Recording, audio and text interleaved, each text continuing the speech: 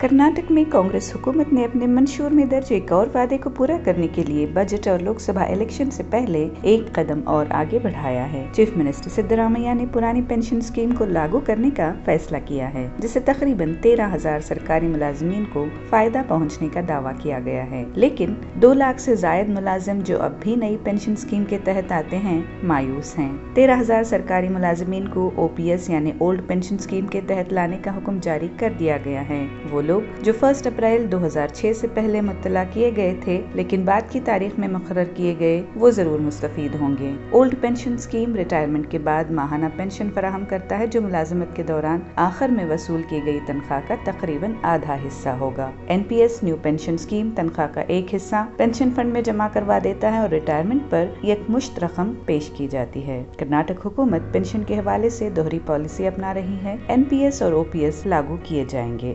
ಘನ ಸರ್ಕಾರಕ್ಕೆ ಮಾನ್ಯ ಮುಖ್ಯಮಂತ್ರಿಗಳಿಗೆ ಅಧಿಕಾರಿಗಳಿಗೆ ನಾನು ಈ ಸಂದರ್ಭದಲ್ಲಿ ಕೃತಜ್ಞತೆಗಳನ್ನ ಸರ್ಕಾರಿ ನೌಕರರ ಪರವಾಗಿ ನಾನು ಸಲ್ಲಿಸಲಿಕ್ಕೆ ಬಯಸ್ತೇನೆ। ಹಾಗೆ ಇನ್ನೂ ಕೂಡ 2.5 ಲಕ್ಷ ಜನ NPS ನೌಕರರು ಈ ರಾಜ್ಯದಲ್ಲಿದ್ದಾರೆ। ಅವರು OPS ವ್ಯಾಪ್ತಿಗೆ ತರಬೇಕಾಗಿರುವಂಥದ್ದು ಕೂಡ ಸರ್ಕಾರ ಜವಾಬ್ದಾರಿಯಾಗಿದೆ। ಅಷ್ಟಮಯ ಅವಕಾಶಗಳನ್ನು ಕೊಡಬೇಕಾಗ್ತದೆ ಅನ್ನುವಂಥದ್ದು ಎಲ್ಲ ಸರ್ಕಾರಗಳು ಭರವಸೆ ಕೊಟ್ಟು, ಆದರೆ ಈ ಸರ್ಕಾರದ ಮೇಲೆ ಒಂದಿಷ್ಟು ನಂಬಿಕೆ ಬಂದಿದೆ। ಕಾರಣ ಮ್ಯಾನಿಫೆಸ್ಟೋದಲ್ಲಿ ಹೇಳಿರುವಂಥ ಕಾರಣಕ್ಕಾಗಿ